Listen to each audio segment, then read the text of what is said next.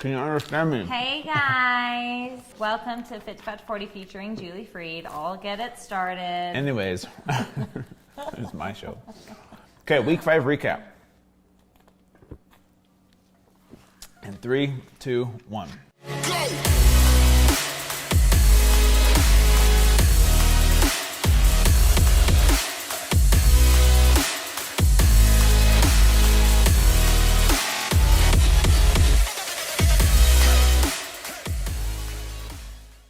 So let's get serious. Week 5 recap.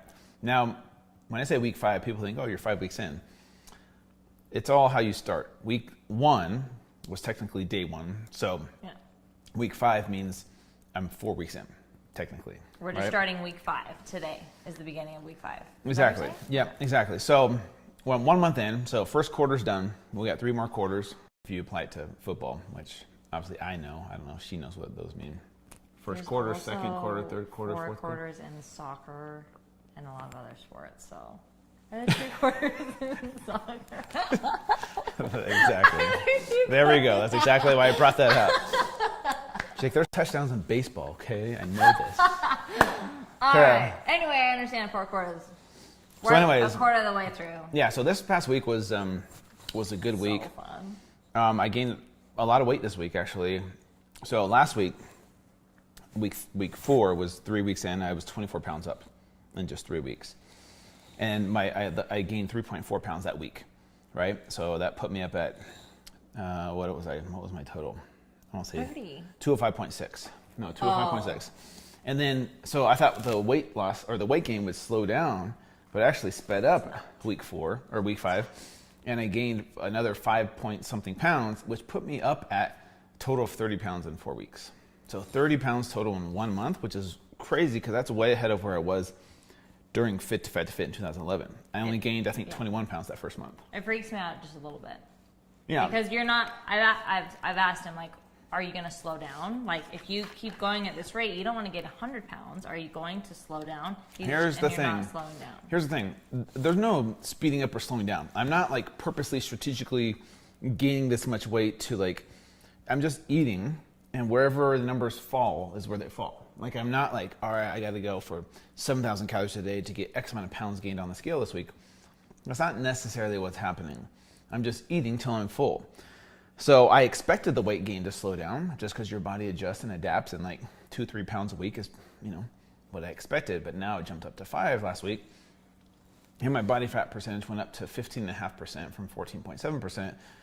But here's the interesting thing. I went to Arizona this week. We went to Arizona this week, remember? Yes. And a ton of people, when they saw me in person, they were following me on social media, were like, you look normal. Like, you look the same. Like, I don't even notice it yet. And I'm just like, he still does. I'm going to break something because I'm so freaking mad. Because I'm like, I'm putting in so much effort and no one notices. I'm like, you guys, do you not see it? I actually do in your face. But I think it's because I'm pretty tall, so I kind of carry it differently. If I were shorter, it would be wider. So I think it's because I'm so tall that it's like filling in like around my butt, my thighs, my lower belly, and my love handles. It's not like a Santa belly. Oh, I got crumbs right there. You have crumbs all down your shirt. This is what happens when you're... Okay, but this is the truth. No. You carry your weight very well. And sometimes, I mean, I can tell, but sometimes if I'm looking at you straight on, it's hard to see it. But you have to remember too, you were so lean to start with. Yeah, which is it's very true. But but you know what's interesting? The front facing photos that I put out on a weekly basis of like the side by side, people don't really notice it there. But when I posted the picture of me at the pool, make sure you cut to that B-roll and show that picture. Mm-hmm. That's when people are like, "Oh my gosh, is that you?" Because that's where it was noticeable. The shirt's off. Because it was just like a candid photo. It wasn't like set up with lights and I was like, hey, smile. Straight on. You look so cute. And then that's when it was very noticeable, is when it's just a normal candid photo like that. And that's where people are like, oh my gosh. That's where they notice. With your shirt. With my shirt off. Yeah, I went to like an event, Bruce Pitcher's event with Heidi, and there was a bunch of people that I had met before in the past. Mm-hmm. And people, I had a black shirt on, a black polo, and they're like, you don't notice it yet. So anyways, I notice it. In other ways, you'll know. I don't know what that means. Is that sexual? Your mind. Oh. No. Is that a sexual thing? No. Okay, gotcha. I meant like if you were around you, you could tell that you're changing. For sure. Mentally. But anyways, it's changing. I am a little bit scared about the 30-pound weight gain in 1 month. Obviously, I'm not going to keep that pace up and gain 120 pounds in 4 months. I think that would be impossible. The weight gain will definitely slow down. And this week I'm doing keto, which will be very interesting. Maybe my weight gain will slow down, or actually maybe I'll gain more this week. And same thing with paleo and vegan, vegetarian, or maybe I won't gain any weight. I wonder if like paleo week, I think you probably won't gain very much. Paleo week is going to be hard to be super unhealthy because paleo is the only one of those diets that is all about food quality and the ingredients. Like you can't have certain ingredients. Keto, you could eat vegetable oil and diet soda all day and still be doing keto. True. Paleo, you can't have certain ingredients. So I can't have dairy, I can't have grains, I can't have cereal, rice, or pasta. I can't have certain foods, ingredients in the products. Like I can't have certain like mayos, like you can't have certain oils, I think. Yes. So I am looking the most forward to paleo week. Yeah. So because that will be like your closest to clean normal, eating. Closest to pre-Fit2Fat2Forty Drew. Yeah. I need that week. Is that next week? Yeah, next week with Mark Sisson. So this week I'm with Thomas DeLauer. He's kind of coached me through this journey, right, of doing keto. And like this morning for breakfast, I had 5 pieces of bacon.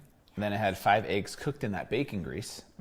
So that's a ton of extra calories. And then I added cheese, like a half cup of cheese to those eggs. So it was all fat, all protein. You put butter in your coffee? Like I butter? put 1 tablespoon of butter, 2 tablespoons of heavy cream, 2 tablespoons of like sugar-free creamer, which isn't sugar-free, by the way. That's why I wanted to let people know it's not sugar-free. It can get away with saying sugar-free, even though it says corn syrup and maltodextrin, which are sugars.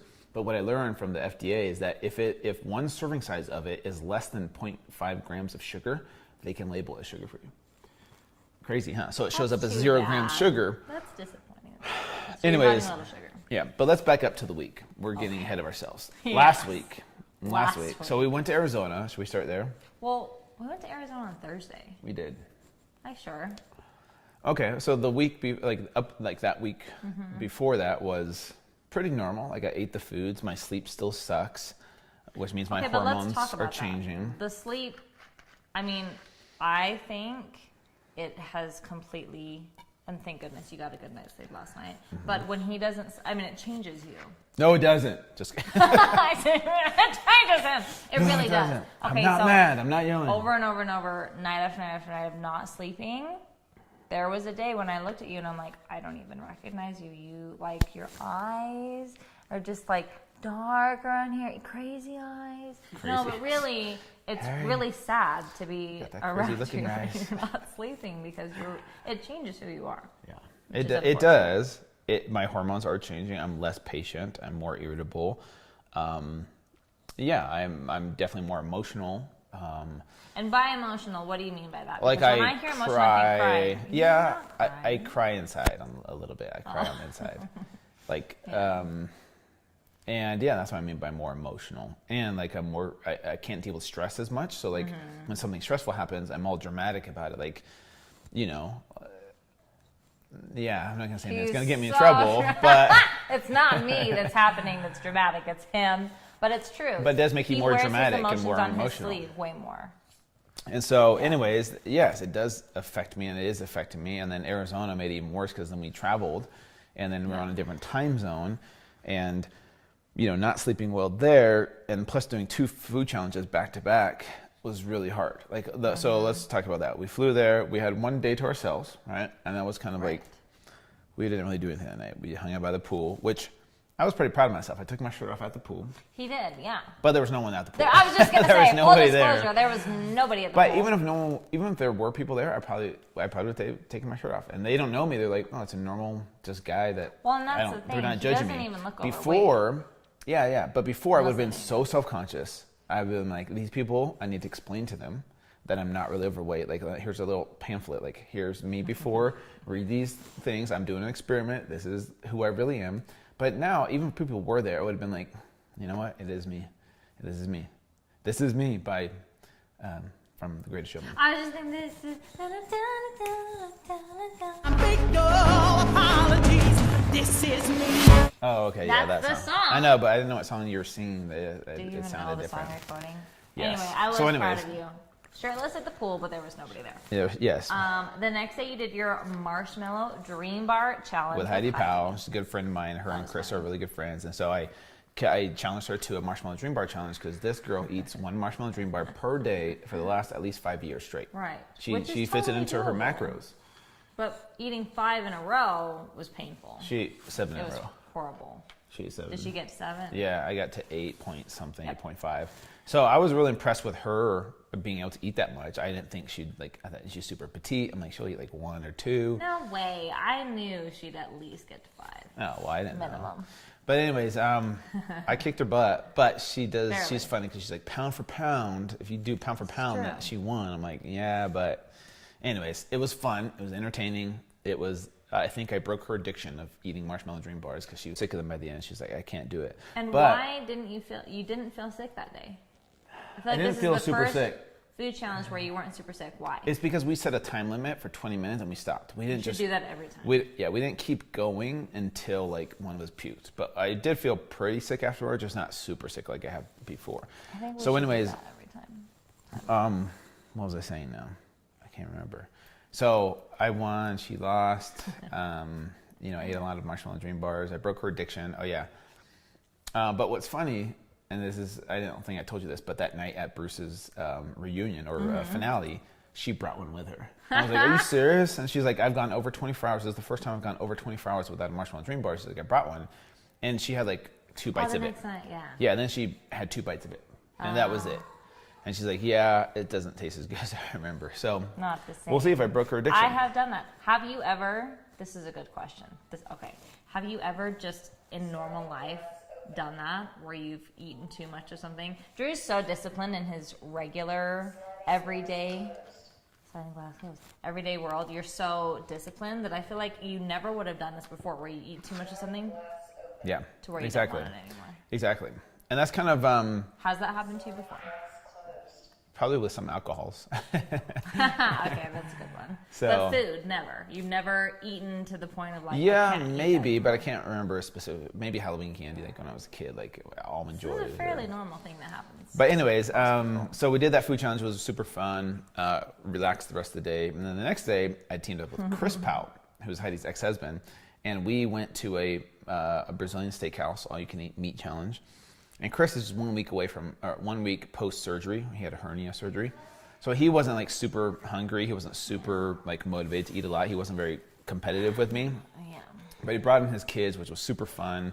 Chris's dad even showed up, and Chris's dad's wife showed up, and it was like a family affair where they all, I still won. I still beat all of them combined. But Because you have nothing to and lose. the food freaking tasted good because the different meats that they bring you, like were just because the Marshmallow Dream Bar was so like the same thing over and over and over and over again, all that sugar. Different.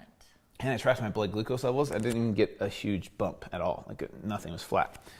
So that's the thing with eating fat and proteins. You don't get a bump in blood sugar levels. So I didn't feel miserable the rest of the day. But I did have the meat sweats. Like in Arizona, 100 plus degree weather, plus the meat sweats. Sweats? You ever heard of that? No. Where you eat so much meat, you start sweating the meat. I've never heard of that in my life. Well, Meat sweat? You should try this type of challenge. It's a real thing. So anyways, and then flew back home. Oh, that's the thing is I had a 6 a.m. flight. Had to get up at 4 a.m. I was already sleeping miserable. I don't even think I slept that night. It was so awful. And then I get home, unpack, have to get the girls, have to work, have to do all of these. I have to go grocery shopping, have to film that. Real life. It was a crazy, crazy week. Yes. And here we are on week 6, right, of my journey. So let's talk about the uncomfortable changes that you've been going through, because I think that's probably what I've heard you say the most this week.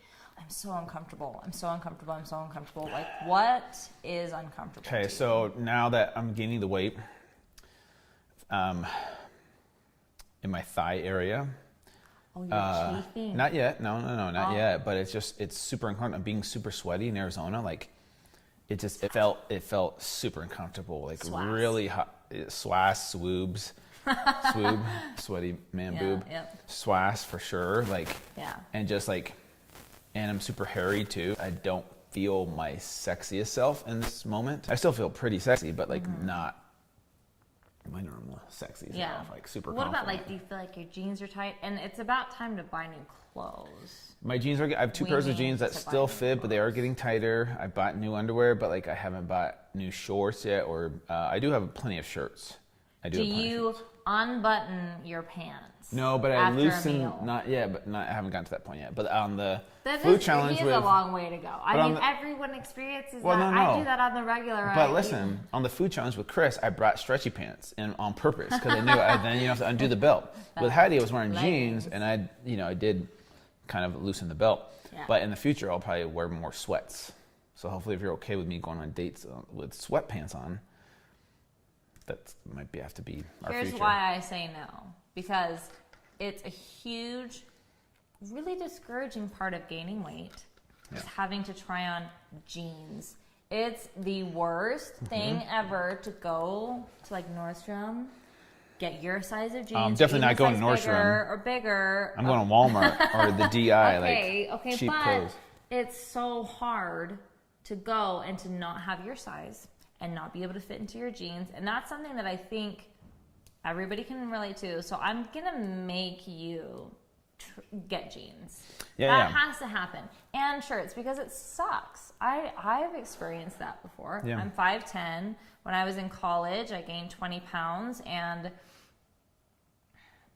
large was just large, just like a normal size. I could never find large of anything in Arizona. Yeah. I could never find it. So I've experienced it, and I know so many people gaining weight. And then it's like, do you buy a size up for yourself, or do you just wait, and that's your motivation to lose weight? Or then what if you buy another size up, and then it's more money? So we're gonna go shopping. Walmart, here we go. we're gonna go shopping, but that is hard. It is hard, but that's real. Like a lot of people do have to go buy bigger clothes, and sometimes bigger clothes aren't as stylish, or you can't like the stuff you like isn't in your size. I remember that from my first Fit2Fat2Fit experiment. Like it was really hard. I had to go on these TV shows with like Jay Leno and Dr. Oz, and they're like, you got to wear good. You can't wear sweatpants on the show. So I had to go and find certain types of clothes that were acceptable to these TV shows. And I remember going down Times Square, and all of Times Square was made for supermodels. Like it was all like nothing above a large, nothing above a large for men, nothing above like a 36-inch waist, and for pants. So I had to like go way out there to find like a Macy's to find double XL and like a 44-inch waist. And I remember that. I'm like, man, this is, and they always put the larger sizes at the very bottom. And I'm like, I have to bend over. I have to bend over, which is already hard to bend over, to get the larger sizes. All the normal sizes are eye level, because that's where most people pick from. And I'm like, it's messed up. So I remember that. So anyways. Next question. How about emotional eating? Are you emotional eating? Because I know you eat a lot because you have to, but you're more emotional. Do you find yourself turning to food when you're upset? Is that happening?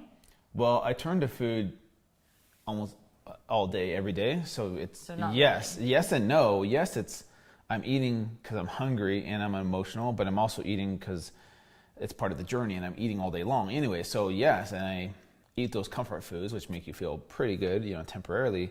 But it's not like if I was eating healthy and then I wanted to emotional eat and then go eat the unhealthy food. I'm eating unhealthy all the time, all day long. Right. So it's a little bit different situation, Okay.